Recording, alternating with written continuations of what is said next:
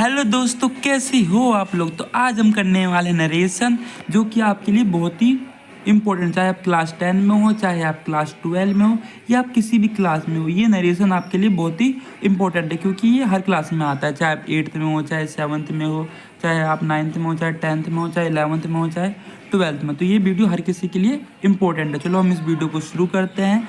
Let's begin. और video को शुरू करने से पहले बस मैं आपसे एक ही बात बोलना चाहता हूँ कि प्लीज़ इस वीडियो को लास्ट देखना। अगर आपको कोई सी पॉइंट में दिक्कत या परेशानी आती है तो प्लीज़ आप वीडियो पे कमेंट करें। मैं पूरी कोशिश करूँगा कि आपके मैं कमेंट का रिप्लाई दूंगा। तो चलो वीडियो को शुरू करते हैं। Let's begin. तो जब हम जानते हैं नरेशन, देखो जो भी हम इन्वर्टेड कोमा के अंदर लिखते हैं, जो भी हम कहाँ लिखते हैं, इन्वर्टेड कोमा के अंदर लिखते हैं। देखो ये इन्वर्टेड कोमा दिख रहा है, जो भी हमने इन्वर्टेड कोमा के अंदर लिखा उसे बोलते हैं हम डायरेक्ट स्पीच। तो ये क्या हो गया आपका, यहाँ से यहाँ तक डायरेक्ट स्पीच। और जो हम बिना इन्वर्टेड कोमा के लिखते हैं, जैसे हमने क्या इसमें कोई भी इन्वर्टेड कोमा का यूज़ किया नहीं किया है, तो इसे क्या बोलते हैं हम इनडायरेक्ट स्पीच। तो हमने यहाँ से क्या सीखा कि जो भी हम इन्वर्टेड कोमा के अंदर लिखते हैं उसे बोल देंगे हम डायरेक्ट स्पीच। जो हमने बिना इन्वर्टेड कोमा के लिखा है उसे क्या बोलेंगे हम इनडायरेक्ट। जैसे हमने लिखा Ram said I will not go there at any cost, तो ये डायरेक्ट स्पीच हो गया कि उसको इन्वर्टेड कोमा के अंदर लिखा है, आपने कोमा लगा दिया, इन्वर्टेड कोमा, ठीक है। अब हमने Ram said that he will not go there at any cost, ये क्या हो गया इनडायरेक्ट स्पीच। अगर आपने इस वीडियो को लास्ट तक देख लिया, ये मेरी गारंटी है कि आपको नरेशन अच्छे से आ जाएगा। इसलिए वीडियो को बीच में छोड़ के मत भागना, ठीक है। आपको लास्ट तक देखना है, चाहे कुछ भी हो जाए, ठीक है। लास्ट तक देखोगे तभी समझ में आएगा, बीच में छोड़ के भाग जाओगे तो कुछ समझ में नहीं आने वाला है। तो प्लीज़ इस वीडियो को लास्ट तक देखना, ठीक है। ये अपने आप से ये वादा कर लो आप लोग कि हमें वीडियो को चाहे कुछ भी हो जाए, हमें कहाँ तक देखना है, लास्ट तक ही देखना है, ठीक है। तो हम आगे बढ़ते हैं। आप सभी को पता है जो सेंटेंस होते हैं वो कितने टाइप के होते हैं, 5 टाइप के होते हैं। पहला होता है आपका असर्टिव सेंटेंस, दूसरा होता है आपका इंटरोगेटिव सेंटेंस, तीसरा होता है आपका इंपेरेटिव सेंटेंस, चौथा होता है आपका ऑप्टेटिव सेंटेंस, और पांचवा होता है आपका एक्सक्लेमेटरी सेंटेंस। पहला कौन सा होता है, असर्टिव सेंटेंस, वेरी गुड। दूसरा बोलो, आप लोग बोलो, मुझे आवाज़ आ रही है। दूसरा कौन सा होता है, इंटरोगेटिव सेंटेंस, और तीसरा कौन सा होता है, इंपेरेटिव सेंटेंस, और चौथा कौन सा होता है, ऑप्टेटिव सेंटेंस, और पांचवा कौन सा होता है, एक्सक्लेमेटरी सेंटेंस। देखो असर्टिव सेंटेंस मतलब या तो वो अफर्मेटिव होगा या तो वो नेगेटिव होगा, या तो सकारात्मक वाक्य होगा या नकारात्मक वाक्य, जैसे मैं चलता हूँ, मैं नहीं चलता हूँ। समझना। इंटरोगेटिव सेंटेंस जो आपसे क्वेश्चन पूछता है। इम्पेरेटिव मतलब अगर आप किसी को ऑर्डर देते हो, रिक्वेस्ट करते हो, ठीक है, उसे बोलते हैं हम इम्पेरेटिव सेंटेंस। ऑप्टेटिव सेंटेंस अगर किसी को आप आशीर्वाद देते हो या किसी को अभिशाप देते हो उसे बोलते हैं हम ऑप्टेटिव सेंटेंस। एक्सक्लेमेटरी सेंटेंस मतलब अगर आप अपने वर्ड को इमोशन से बताते हैं, इमोशन को अपने अगर वर्ड बताते हैं, दुख, दर्द, पीड़ा, ये सब क्या हो गया आपका एक्सक्लेमेटरी सेंटेंस, खुशी, इंजॉय, ठीक है, जिसमें आप अपने इमोशन को बताएं। तो ठीक है, अभी हमने सिर्फ इस पे ये सीखा कि जो हमने इन्वर्टेड कोमा के अंदर लिखते हैं उसे क्या बोलते हैं हम डायरेक्ट स्पीच, और जो हमने बिना इन्वर्टेड कोमा के लिखा उसे क्या बोलेंगे हम indirect speech. Type of sentence हमने पढ़ा 5 प्रकार के होते हैं। पहला होता है असर्टिव सेंटेंस, दूसरा होता है इंटेरोगेटिव सेंटेंस, तीसरा होता है इंपेरेटिव सेंटेंस, चौथा होता है ऑप्टेटिव सेंटेंस, और पांचवा होता है एक्सक्लेमेटरी सेंटेंस। तो चलिए हम आगे चलते हैं। अगर आपको कुछ भी पूछना हो तो प्लीज़ कमेंट कीजिए। क्या कीजिए, कमेंट कीजिए, ठीक है। अब देखो ध्यान से, देखो ध्यान से, conversion from direct to indirect. अगर आप डायरेक्ट से इनडायरेक्ट स्पीच में कन्वर्ट करते हो, अगर आप डायरेक्ट की स्पीच को किस में कन्वर्ट करते हो, इनडायरेक्ट, आप वो इन 6 चीज़ों का बात ध्यान रखना पड़ेगा। किन 6 चीज़ों का, पहला आपको स्ट्रक्चर को चेंज करना पड़ेगा, दूसरा आपको कनेक्टर लगाना पड़ेगा, तीसरा आपको प्रोनाउन को चेंज करना पड़ेगा, चौथा आपको रिपोर्टिंग वर्ब को चेंज करना पड़ेगा, पांचवा आपको टेंस को चेंज करना पड़ेगा, और छठा आपको सर्टेन वर्ड को चेंज करना पड़ेगा, ठीक है। तो 6 चीज़ें होती है। पहले स्ट्रक्चर को चेंज कर दो, कनेक्टर को चेंज कर दो, प्रोनाउन को चेंज कर दो, रिपोर्टिंग वर्ब को चेंज कर दो, टेंस को चेंज कर दो, सर्टेन वर्ड को। आप बोलो कनेक्टर क्या होता है, तो इसके लिए आपको वीडियो थोड़ा आगे देखना पड़ेगा, ठीक है। अगर लास्ट में देखोगे तब ये सब चीज़ें आपकी क्लियर होगी, इसलिए बीच में छोड़ के नहीं भागना है, ठीक है। अब देखो ध्यान से, डायरेक्ट स्पीच में हम बात करते हैं। जैसे मैंने हम बोला, देखो he said to me I will paint here, उसने बोला कि मैं यहाँ पर पेंट करूँगा, तो करो, मुझे क्या दिक्कत है। अब देखो जो आपका ही है वो क्या है, यहाँ पे सब्जेक्ट है, क्या है वो यहाँ पे सब्जेक्ट है, और जो आपका सेड टू है वो क्या है, आपका रिपोर्टिंग वर्ब है। देखो ही क्या है, पहला वर्ड क्या होता है, हमेशा बोलोगे हमें तो पता है, ये तो आसान सी बात है। तो पहला वर्ड क्या होता है आपका, आप बोलोगे सब्जेक्ट होता है। जो ये सेड टू लिखा उससे बोलते हैं हम रिपोर्टिंग वर्ब, और जो लास्ट वाला होता है उसे बोलते हैं हम ऑब्जेक्ट। तो ये आपका सब्जेक्ट है, जो सेड टू लिखा है उसको बोलेंगे हम रिपोर्टिंग वर्ब, और जो आपका मी लिखा उसे बोलेंगे हम ऑब्जेक्ट। अब देखो आई विल पेंट हेयर, ये क्या है आपका रिपोर्टेड स्पीच है, क्या है ये रिपोर्टेड स्पीच, और इस पूरे को मिला के बोले तो क्या है डायरेक्ट स्पीच है। और ये आपका नीचे क्या लिखा है, इंडेक्टिव स्पीच। मैं अगर आपसे पूछूं कि बताओ रिपोर्टिंग वर्ब कौन सा, तो आप बोलोगे हमें तो पता है ये कौन सा रिपोर्टिंग वर्ब है, तो बताऊं ना, तो कौन सा रिपोर्टिंग वर्ब है आपका, सेड टू है। कौन सा है रिपोर्टिंग वर्ब, सेड टू। बहुत अच्छी बात है। अब मुझे बताओ रिपोर्टिव स्पीच कौन सा, तो ये रहा reported speech, I will paint here. अब मुझे बताओ ऑब्जेक्ट कौन है, तो ऑब्जेक्ट हमें पता है, लो ये रहा, मी को बोलते हैं ऑब्जेक्ट। अब मैं बोलूँगा सब्जेक्ट कौन सा, तो बोल देना ही है सब्जेक्ट। बात खत्म, पैसा जम। आगे बढ़े, तो ये ऊपर वाला डायरेक्टिव स्पीच है, नीचे वाला इंडायरेक्टिव स्पीच है। आगे बढ़ो, ये सब तो मैं आता है, हमने बचपन में सीख रखा है, ठीक है, तो सीख लो, मुझे क्या दिक्कत है। अब देखो ध्यान से, पहला आता है आपका चेंज ऑफ रिपोर्टिंग वर्ब, दूसरा एडिशन ऑफ कंडक्ट। ये हमने 6 चीज़ बता दिया आपको, 6 चीज़ें।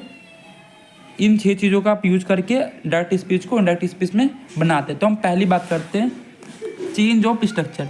तो आपको रिमूव कर देना है किसको, कोमा और इसको। देखो आपको रिमूव किसको करना है, जो आपने कोमा लगाया है और जो आपने ये इन्वर्टेड कोमा लगाया, इनको क्या कर देना है, आपको हटा देना है। जब भी आप स्ट्रक्चर चेंज करोगे, मतलब डायरेक्ट स्पीच से इंडायरेक्ट स्पीच में जाओगे, तो जो आपका ये कोमा है और जो आपका इन्वर्टेड कोमा है, उसको क्या कर देना है, आपको हमेशा के लिए हटा देना है। हमेशा के लिए हटा देना है मतलब, ठीक है, तो ये आपको हमेशा के लिए हटा देना है। अब देखो ध्यान से, दूसरा चेंज ऑफ टेंस, उसमें आप देखो आपको टेंस भी चेंज करना पड़ेगा, ठीक है। When reporting verb is in past tense, जब आपका रिपोर्टिंग वर्ब पास्ट टेंस में, तभी आप चेंज कर सकते हो। अगर रिपोर्टिंग वर्ब पास्ट टेंस में नहीं है तो आपको कुछ भी चेंज करने की जरूरत नहीं है। अगर रिपोर्टिंग वर्ब पास्ट टेंस में है तभी आप टेंस को चेंज करते हो, उसके अलावा आप टेंस को चेंज नहीं करोगे, ठीक है। अगर देखो ध्यान से, अगर प्रेजेंट टेंस है तो कोई भी चेंज नहीं होगा, अगर फ्यूचर टेंस है तो नो चेंज होगा। तो आपने यहाँ से क्या सीखा, अगर मेरा रिपोर्टिंग वर्ब किस में है, पास्ट टेंस में है, तभी मैं टेंस में चेंज करूंगा, इसके अलावा मुझे कोई भी टेंस में चेंज करने की ज़रूरत नहीं। अगर प्रेजेंट टेंस में फिर भी चेंज नहीं करना है और फ्यूचर टेंस में फिर भी मुझे चेंज नहीं करना है। तो इस बात को आप दिमाग में अच्छे से रख लेना, ताकि आपको कोई भी दिक्कत नहीं होगी।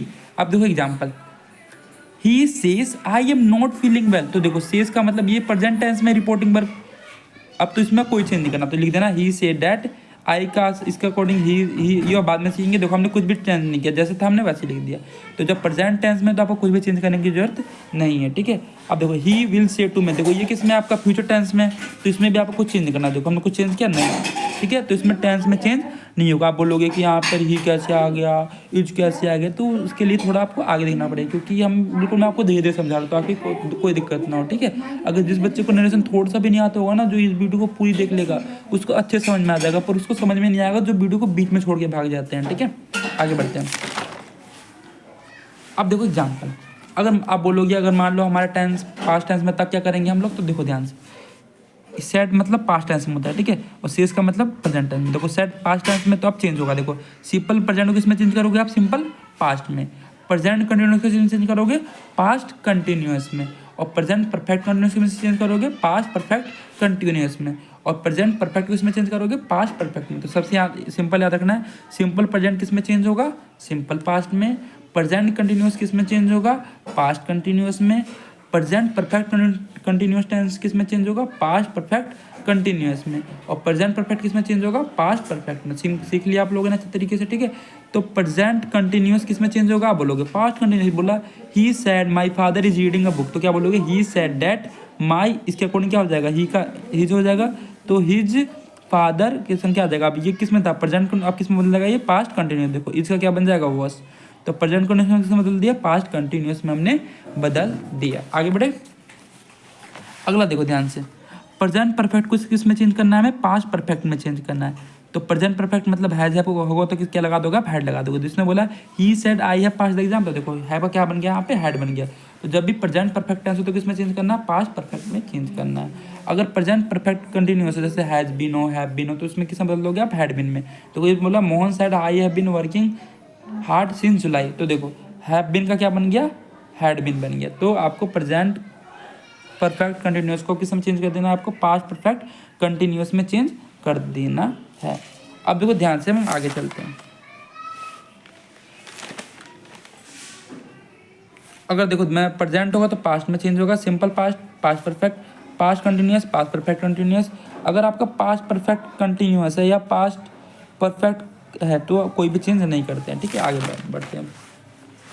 अब हम अगला देखते हैं, past indefinite tense is change into past perfect tense. आपको बता दिया पास्ट इंडेफिनिट किस में चेंज होगा, पास्ट परफेक्ट में चेंज होगा।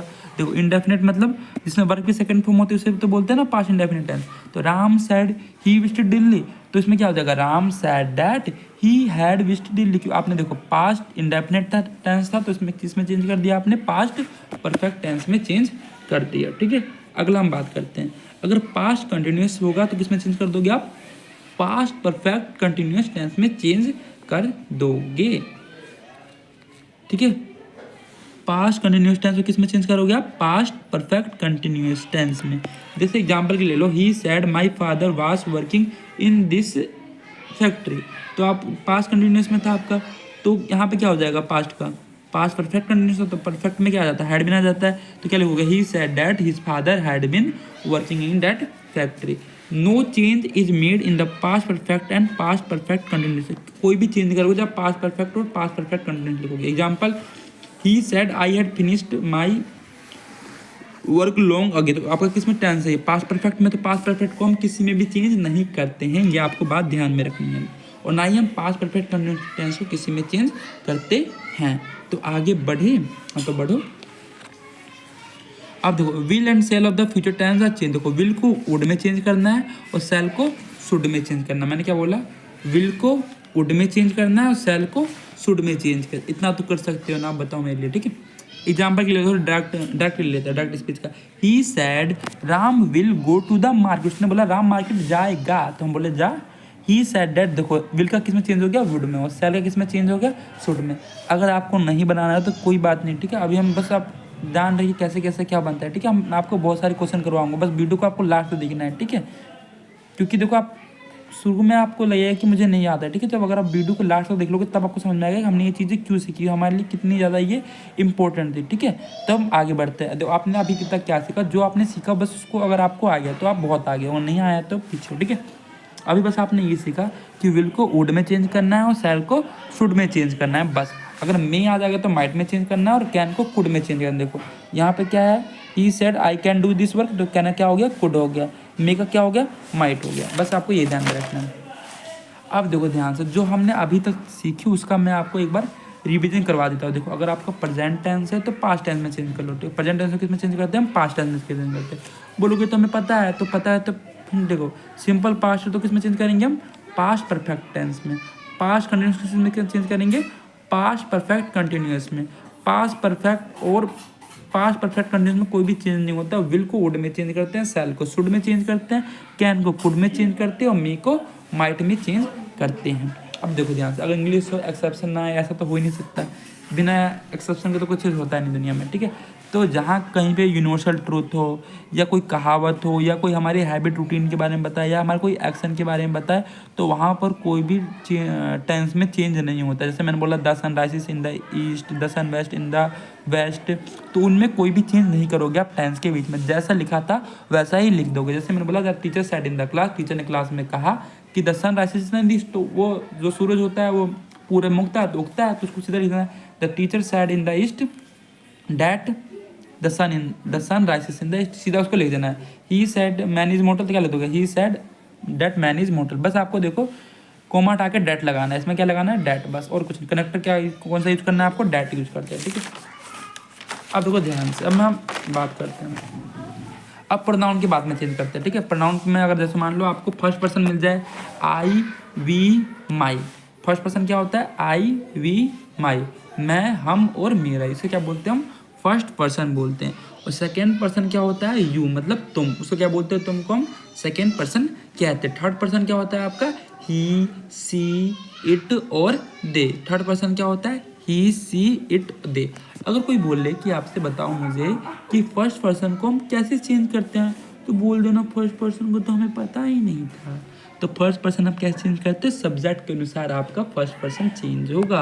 अगर जो भी आपका सब्जेक्ट होगा उसके अकॉर्डिंग आप फर्स्ट पर्सन में चेंज करते हैं। अगर सेकंड पर्सन की बात करें हम तो वो ऑब्जेक्ट के अनुसार चेंज होता है। थर्ड पर्सन की बात करें तो वो उसमें कोई भी चीज़ करने की जरूरत नहीं है। तो first person subject, second person object. तो इससे ट्रिक बनती है, ट्रिक आप सभी को पता भी हो सकता है नहीं भी, तो इसको बोलते हैं हम सन, SON सन।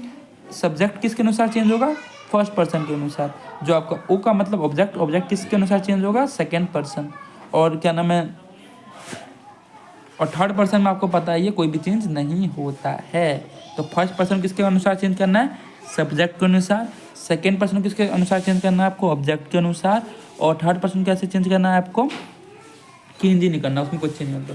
तो अभी तक जो आपने सीखा है बस उसको आपको यूज करना है। अगर आपने वीडियो को लास्ट तक देखा, मैं फिर से कह रहा हूँ आपसे, अगर आपने वीडियो को लास्ट तक देखा तभी आपको समझ में आएगा। अगर आप छोड़ के अभी यहाँ से भाग जाओगे, मुझे पता है बहुत सारे बच्चे यहाँ से छोड़ के चले गए होंगे, ठीक है।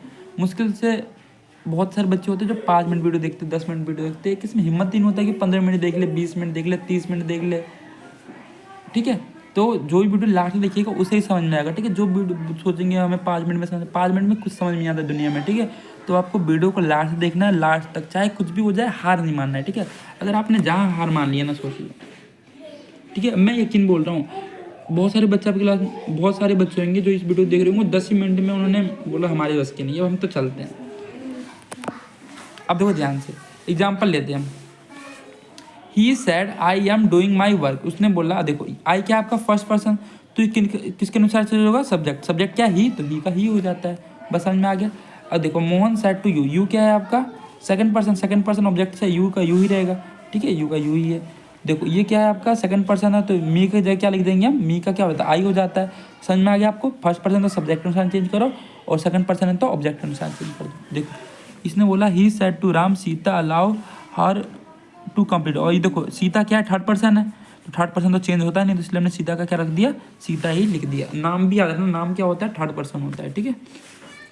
तो देखो ध्यान से, कुछ ये वर्ड है जो कि आपके लिए बहुत बहुत इंपॉर्टेंट, आप किसी का भी एग्जाम देने जाओगे, चाहे आप क्लास 12 का देने जाओगे, क्लास 10 का, ये जो आपके लिए मैं देने जा रहा हूँ ना, ये बहुत ही इंपॉर्टेंट है, ठीक है। तो इसको अच्छी तरीके से अपने कॉपी में लिख लेना, उसको याद कर लेना, ये बहुत ही इंपॉर्टेंट है, क्या ही बोलूँ मैं इसके बारे में, ठीक है। दिस को हम चेंज करते हैं डेट में, हियर को चेंज करते हैं हम देयर में, हियर किस में चेंज करते हैं हम देयर में, हियर किस में चेंज करते हैं हम देयर में। नाउ को चेंज करते हैं हम देन में, टुडे को चेंज करते हैं हम डेट डे में, यस्टरडे को चेंज करते हैं द लास्ट डे, टुमारो को द नेक्स्ट डे, और दिस का दोज।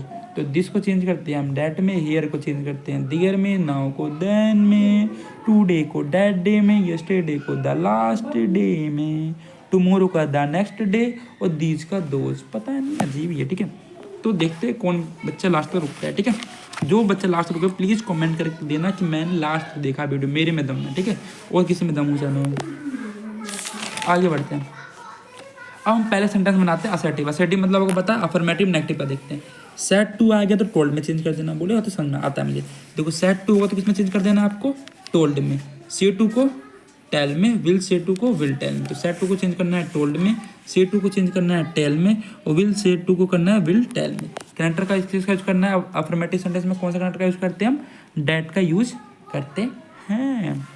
जैसे बोला Ram said he will do it, तो राम सैड का सैड ही, वो सैड को तो पता है किस में, तो राम सैड कनेक्ट होता क्या है, डेट। ही क्या है आपका फर्स्ट पर्सन है, तो फर्स्ट पर्सन कौन सा ही है आपका, थर्ड पर्सन में तो कोई चेंज होता नहीं है, ही सी इट क्या होता है थर्ड पर्सन, तो ही का ही रहेगा। विल का क्या हो जाएगा, वुड, डू इट का डू इट, तो आसानी से बना लिया आपने। Ram says he will do it. अब देखो ध्यान से, अब आपका क्या आ गया, प्रेजेंट टेंस से तो कोई भी चेंज होता है, Ram say that he will do it. अब देखो Ram will say he will do it, तो ये विल से भी क्या आपका फ्यूचर टेंस है, तो इसमें भी कोई चेंज नहीं होगा। Ram will say that he will do it. अब बोलो, अब तो समझ में आ रहा है, वो समझ में आ रहा था, इसी बात है। चलो आगे बढ़ते हैं। अब देखो ध्यान से, he said to Ram Sita did it, तो देखो सेड टू किस में बदल देंगे हम, देखो जो आपका ये सेड टू, इसको किस में बदल देंगे हम, टोल्ड में। तो ही टोल्ड राम, इसको इन्वर्टेड कॉमा को हटा के क्या लगाएंगे हम, डैट। सीता क्या है थर्ड पर्सन, तो कोई भी चेंज नहीं होगा, सीता। अब देखो ये कौन सा टेंस है, पास्ट इंडेफिनिट टेंस है, और पास्ट इंडेफिनिट किस में चेंज करते हैं हम, पास्ट परफेक्ट टेंस में, याद रखना। पास्ट इंडेफिनिट टेंस किस में चेंज करते हैं हम, पास्ट परफेक्ट टेंस में करते हैं, ठीक है। तो देखो ध्यान से, तो ये सब्जेक्ट प्लस में वर्ब की सेकंड फॉर्म ऑब्जेक्ट क्या होता है आपका, पास्ट इंडेफिनिट। पास्ट परफेक्ट क्या होता है, सब्जेक्ट प्लस में हैड प्लस में वर्ब की थर्ड फॉर्म। तो देखो यहाँ पे क्या आ गया, डिड की जगह क्या आ जाएगा, हैड, और डिड का क्या हो जाएगा, डन। तो समझ में आ गया, हमने पास्ट इंडेफिनिट किस में चेंज कर दिया, पास्ट परफेक्ट में चेंज कर दिया। अगला देखो ध्यान से,